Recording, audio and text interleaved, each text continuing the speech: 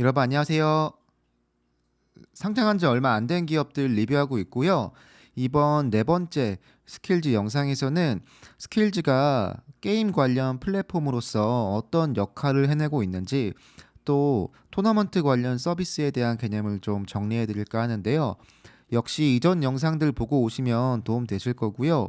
아마도 이번 영상을 보시면 현재까지 스킬즈가 해왔던 것들, 그리고 앞으로 해나갈 것들에 대해서 아마 조금 더 깊은 이해가 될 거라고 믿습니다.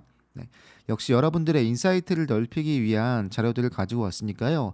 재밌게 봐주시고 가볍게 봐주시면 감사드리겠습니다. 지난 영상에서도 보여드렸는데, 스킬즈는 보통 토너먼트 기업이라고 이해하실 수 있잖아요. 근데 본인들의 정체성을 정의하기로 게임 개발자가 재밌고 공정한 게임을 개발해서 이 컨텐츠로 수익을 올리는 회사라고 정의하고 있는데요. 그러니까 이 게임사가 유저를 만날 수 있게 하는 플랫폼이고, 그 과정에서 돈을 버는 비즈니스 모델이 토너먼트인 겁니다. 네. 그러면 플랫폼이 스킬즈라는 플랫폼이 왜 특별하고 유명한가를 다시 한번 정리하면, 스킬즈의 게임은 일단 중독성이 강할 수밖에 없습니다. 돈을 걸어야 하기 때문에 돈을 따기 위해선 당연하겠지만 더 많은 플레이 시간을 투자해야 하는데요. 기술 기반 게임이라고 가정했을 때 내가 게임에서 승리하기 위해서는 당연하겠지만 많은 시간을 게임에 투자해야 하거든요. 그 플레이 시간이 늘어난다는 건 당연하겠지만 그러니까 게임 내 광고를 통해서 개발사의 수익이 증가하는 구조예요. 그러니까 이 구조로만 놓고 보면 굉장히 아름다운 구조고, 네. 게임을 이기기 위해서 게임을 더 할 수밖에 없는 이 중독성을 가진 스킬즈라는 플랫폼이 앞으로 더 많은 게임이 출시된다면 아마 더 많은 유저를 확보할 수 있을 거고, 더 많은 이용 시간을 확보할 수 있을 거라고 확신하는데요. 스킬즈의 구성을 보면 일단 이렇습니다. 플레이어가 있고요. 개발자가 있고, 일단 가장 중요한 건 이 두 가지인데, 역시 스트리머도 스킬즈에서 꽤 중요한 역할이고요. 역시 토너먼트가 이 스킬즈를 이어주는 플랫폼입니다. 네. 그래서 스킬즈가 개발사들에게 어떤 메시지를 주고 있는지를 저번 영상에서도 말씀드렸는데, 이걸 조금 구체화해드리면 아마 이 정의가 확실히 개념이 이해가 되실 것 같아요. 보통의 게임이라면 수익을 창출하는 방법이 이 세 가지에 한정돼 있습니다. 인앱 결제라고 하는 게임 내 재화를 구입하는 걸로 수익을 창출하는 경우가 제일 많고요.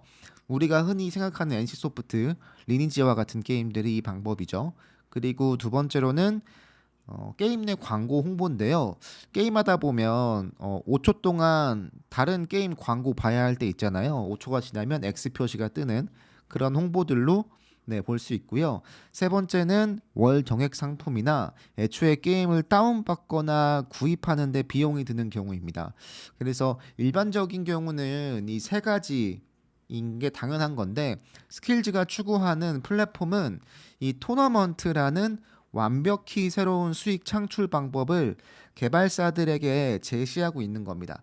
그러니까 이 플랫폼 안에서 개발사에게 주고자 하는 메시지는, 너희가 스킬즈와 함께하면 기존의 방법 말고 완벽히 새로운 방법으로 너희의 게임을 홍보할 수 있고, 그리고 토너먼트를 통해서 완벽히 새로운 수익을 창출할 수 있게 해줄게 라는 메시지를 주는 건데요. 여기에 특화되어 있는 건 중소형 개발사라고 스킬즈가 정의하고 있고요. 이유는 기존의 게임 시장 경쟁이 너무 치열하기 때문에 중소형 개발사가 새로운 게임을 출시해서 유저를 확보하려면 당연하겠지만 엄청난 마케팅 비용이 필요하다고 해요. 근데 스킬즈와 협업을 하면 일단 스킬즈에서도 역시 홍보를 같이 하잖아요. 그렇기 때문에 자연스러운 홍보가 가능하고, 당연하겠지만 그 안에서 토너먼트가 열릴 테니까 그로 인한 매출 증대와 고객 확보가 이어질 수밖에 없는 구조인데요. 이미 그러니까 유명한 게임들은 사실은 스킬을 택할 이유가 거의 없을 것 같습니다. 왜냐하면 아무래도 본인들이 직접 운영하는 게 더 잘할 거고 잘 될 거고 뭔가 법적인 이슈도 없을 거고 컴플레인 관리도 훨씬 더 쉬울 테니까 기본적으로 스킬즈에서 가장 이상적인 게임 개발사는 새로운 개발을 스킬즈의 플랫폼을 통해서 개발해서 출시해서 대박이 나는 게 가장 좋은 경우고요. 또 조금 더해서 이야기하면 보통 우리가 한국에서 접하는 게임들은 페이 투 윈 서비스라고 해서 과금을 할수록 강해지는, 그러니까 뭔가 실력과는 상관이 없는 게임이 많은데요. 이 스킬지의 게임들은 또 어떤 게 장점이냐면 기본적으로 스킬, 그러니까 뭔가 실력 기반이기 때문에 예를 들어서 과금을 해서 강해지는 게이밍 같은 경우에는 유저들이 어느 정도 강해지고 나면 그 다음 컨텐츠를 계속해서 개발하고 운영하고 밸런스를 맞추는 작업을 계속해야 하는데 스킬즈의 게임 같은 경우는 사실은 뭔가 그런 투자나 뭐 기술 개발 이쪽보다는 운영을 잘하면 되는 쪽에 더 가깝거든요. 왜냐하면 완벽히 실력으로 다투는 게임이다 보니까 아무래도 유지 관리가 상대적으로 쉽다고 스킬즈가 본인들을 정의하고 있습니다. 위까지의 내용을 정의하면 스킬즈는 개발자에게 새로운 수익 창출을 가능케 하는 플랫폼인 거고요. 당연하겠지만 개발자가 돈을 더 많이 벌어야 스킬즈가 돈을 많이 버는 구조인데요. 그래서 더 많은 개발자를 확보하려고 노력을 하고 있고요. 더 다양한 게임을 개발하려고 노력을 하고 있는데 지금까지만 놓고 보면 스킬즈를 여러분들이 알고 계셨던 정의보다 조금 더 깊게 들어갔을 때는 개발사가 조금 더 중요한 느낌일 수 있습니다. 원래 알고 계시던 건 뭐 게임 플랫폼이다, 뭐 고객이 뭐 돈을 벌 수 있게 하는 회사다, 요런 문장이 좀 있었는데 정확히 들어가 보면 스킬즈는 개발사들에게 플랫폼을 제공해서 그 게임을 통해서 수익을 창출할 수 있게 하는 회사인 거죠. 그리고 그 게임이 많아져야 궁극적으로 고객이 늘어나는 거기 때문에 네, 이 선순환 구조가 분명히 있어야 하는 겁니다. 여러분들 많이 보신 이 비즈니스 모델 구조를 보시면 네, 역시 개발사의 중요성이 보이는 부분인데 이 참가비를 낸다는 게 결국은 정확히 이야기하면 게임을 하기 위한 비용이거든요. 그렇다면 이 비용은 궁극적으로 스킬즈에 지불되는 게 맞습니까? 아니면 개발사에 지불되는 게 맞습니다. 맞습니까? 그러니까 이 비용은 사실은 개발사에게 가는 비용인 거죠. 근데 그 비용 중에서 일부의 수수료를 스킬즈가 서비스 이용 명목으로 가져가는 건데 그게 약 50%인 겁니다. 그러니까 어쨌든 개발사가 더 많은 게임을 출시하고 더 많은 고객을 확보하고 더 많은 토너먼트가 열리기 위해선 당연하겠지만 개발사들이 게임을 더 재밌게 만들어야 하는 건 당연한 거고 유지 관리를 계속 해야 하는 구조가 있다 보니까 결국은 개발사에 이전할 수밖에 없는 구조. 그러니까 더 많은 개발사가 들어와야 한다는 거 계속 강조하고 있습니다. 그 스킬즈는 개발사가 정말 중요합니다. 현재 조건에서 놓고 보면. 그러면 스킬즈는 플랫폼으로서 어떤 역할을 더 하고 있느냐 보면 네, 말씀드렸지만 스킬즈는 개발자들을 위한 도구를 제공하고 있어요. 여기 보시면 콘솔 대시보드를 제공해서 게임을 모니터링할 수 있는 네, 이런 기능을 제공하고 있다고 하고요. 일단 개발이나 기타 등등 서비스를 제공받는 건 당연한 건데 여기 보시면 사용자에 대한 데이터나 수익 창출에 대한 이런 정보들도 확인할 수 있다고 하니까 기본적으로 네, 조금 개발하고 운영하는 데 더 편리한 네, 스킬즈인 거고요. 고객들에게는 가장 중요한 메시지가 스킬즈 게임을 참여할 때 부정행위가 없다는 걸 강조하기 위해서 이 시스템을 굉장히 많이 노력하고 있고 많이 홍보도 하고 있다고 합니다. 당연하겠지만 돈이 걸려 있다 보니까 공정성 시비가 붙어버리면 굉장히 스킬즈의 평판에 안 좋은 영향을 미칠 수밖에 없잖아요. 그래서 스킬즈는 플랫폼으로서 이 역할을 꽤 꾸준히 하고 있는 부분인 거고요.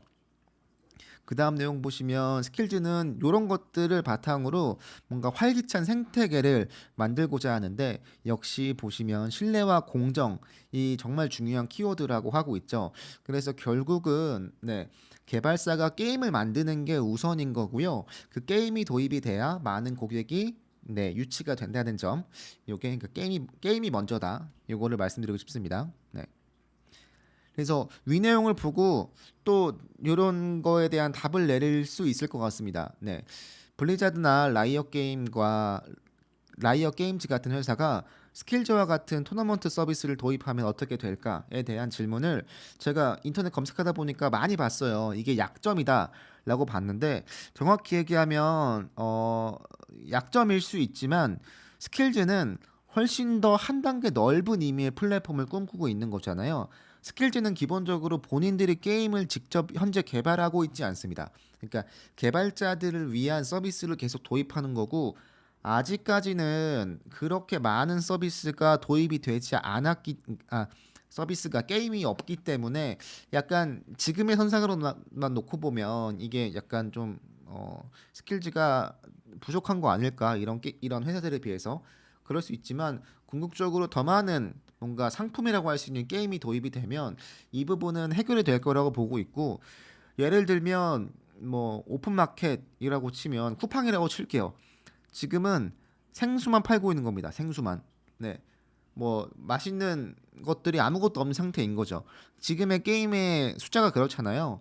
카드 게임밖에 없다 보니까 비유하자면 생수 팔고 있는 거고요. 앞으로 더 뭔가 사람들이 정말로 좋아할 만한 게 팔리기 시작하면 훨씬 더 가능성이 있는 플랫폼으로 발전할 수 있을 거라고 보고 있고요.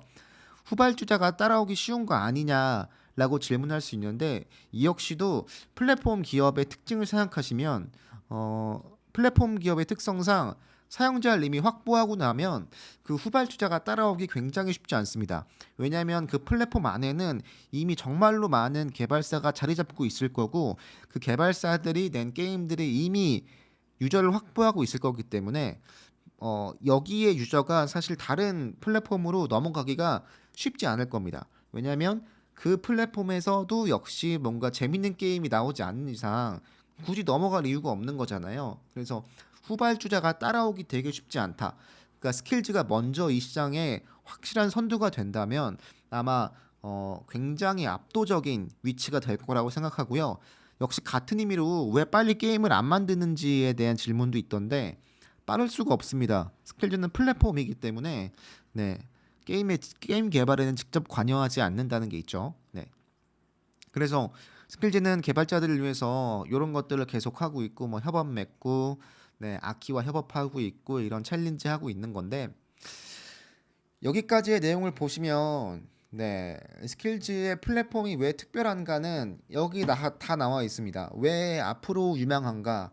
왜 앞으로 더 가능성이 있는가는 네, 중독성이 강하다. 근데 왜 강하냐? 돈이 걸려 있으니까 요거를 기억하시면 되고 조금 시간이 분명히 필요할 거예요. 앞으로 스킬즈에서 게임이 나와야 하는 시간이 분명히 있다 보니까 도입이 되고 있는 게임이 현재 슈팅 게임이 도입된다고 하고 있는데 그런 게임들이 추가가 되면 될수록 아마 스킬즈의 충성 고객이 훨씬 더 많이 늘어날 거라고 장담합니다.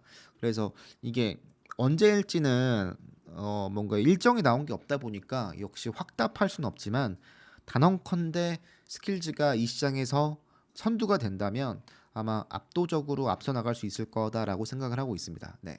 스킬즈 4편을 일단 여기서 마치고요. 5편에서도 역시 여러분들에게 스킬즈에 대한 정의나 좋은 정보 갖고 오겠습니다. 감사합니다.